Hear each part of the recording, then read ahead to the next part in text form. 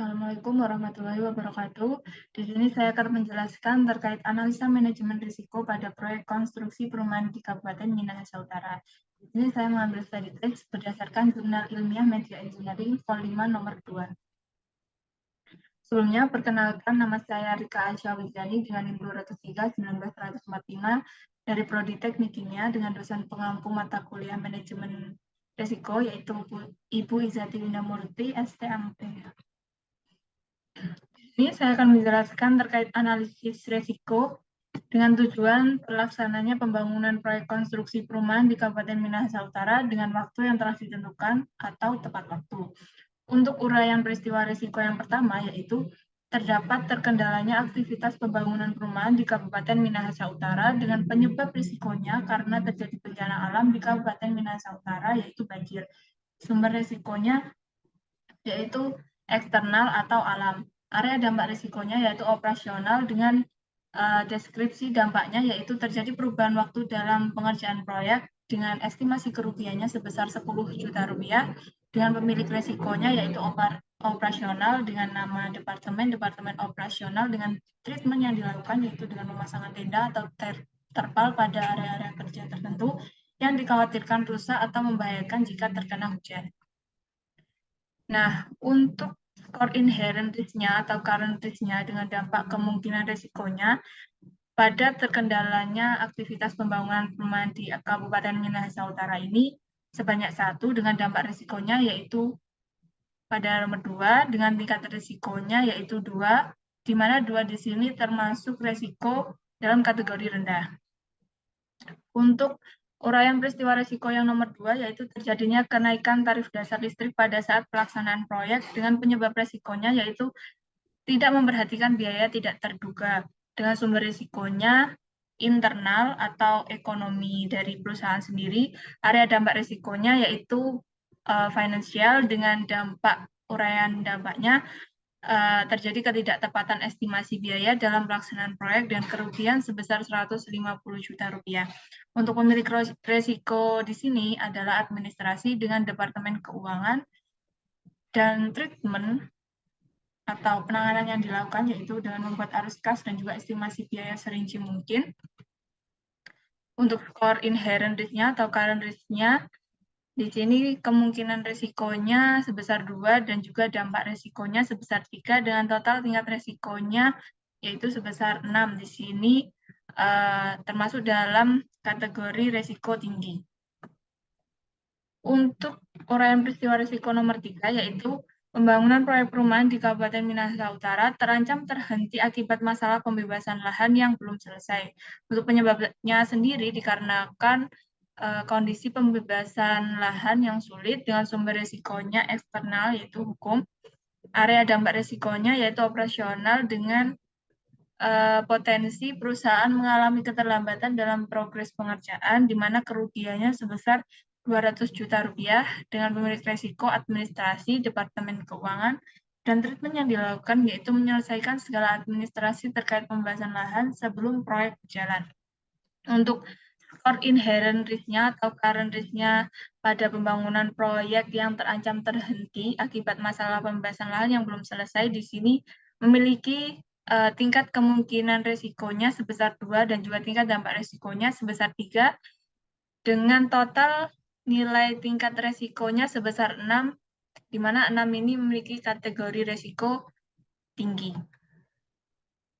Dan untuk uraian peristiwa risiko selanjutnya yaitu cara menyelesaikan masalah yang kurang cepat.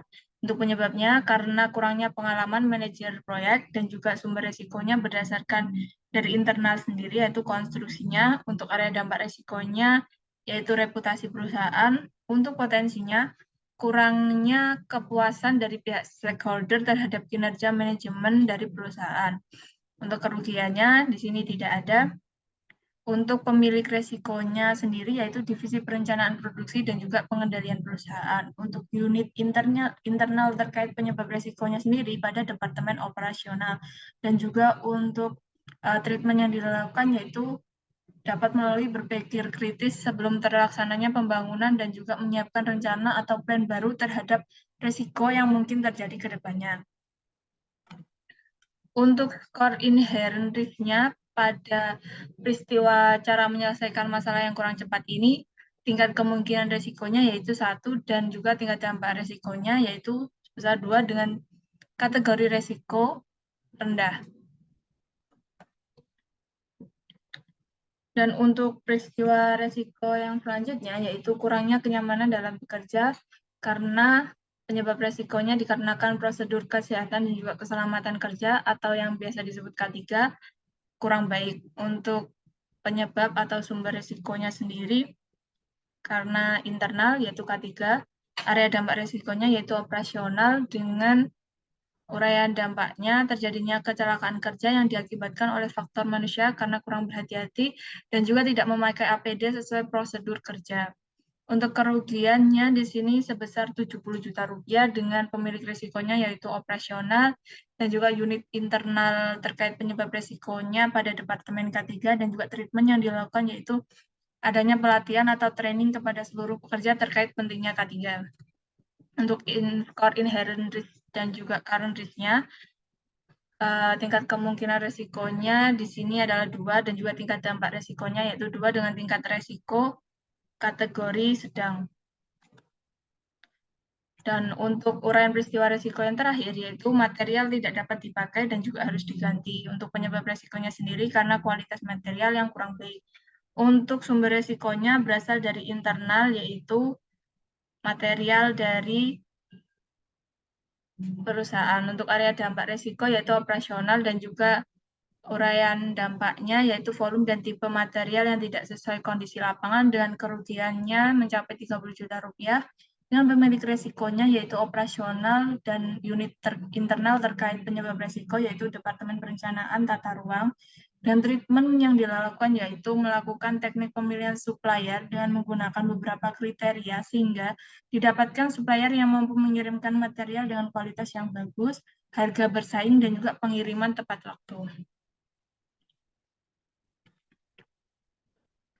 Nah, di sini untuk material tidak dapat dipakai dan juga harus diganti, skor inherent risk atau current risk-nya pada tingkat kemungkinan resikonya sebesar 1, dan juga tingkat dampak resikonya sebesar 1, di mana di sini kategori resikonya termasuk dalam resiko rendah. Nah, di sini terdapat kriteria dampak resiko, yang mana sudah digolongkan menjadi rendah, sedang, dan juga tinggi. Untuk rendah sendiri, terdapat cacat produk atau jasa bisa segera diketahui dan juga dikoreksi langsung di lapangan, kemudian mengakibatkan harta perusahaan berkurang sebesar kurang lebih 5%, mengakibatkan luka fisik tetapi bisa langsung ditangani, dan juga yang terakhir yaitu kepercayaan dan kepuasan stakeholder berkurang sebesar kurang dari 5%. Untuk kategori sedang dapat diklasifikasikan sebagai cacat produk atau jasa diperbaiki pada level korporat dan mengakibatkan harta perusahaan berkurang sebesar kurang dari 10%. Selanjutnya mengakibatkan luka fisik, penanganan secara khusus di rumah sakit, dan terakhir yaitu kepercayaan dan kepuasan stakeholder berkurang sebesar kurang dari 10%. Untuk dalam kategori tinggi, diklasifikasikan untuk cacat produk atau jasa tidak dapat diperbaiki, mengakibatkan klaim dan juga penurunan kepercayaan, kemudian mengakibatkan harta perusahaan berkurang sebesar kurang dari 20%, mengakibatkan luka fisik, psikologis, dan korban jiwa memerlukan penanganan khusus dan juga waktu recovery, dan yang terakhir yaitu kepercayaan dan kepuasan stakeholder berkurang sebesar kurang dari 20%. Di sini termasuk dalam reputasi. Untuk kriteria dampak kemungkinannya, di sini terdapat 3 level kemungkinan, yaitu rendah, sedang, dan juga tinggi, yang mana hampir tidak terjadi, kadang terjadi, dan juga hampir pasti terjadi.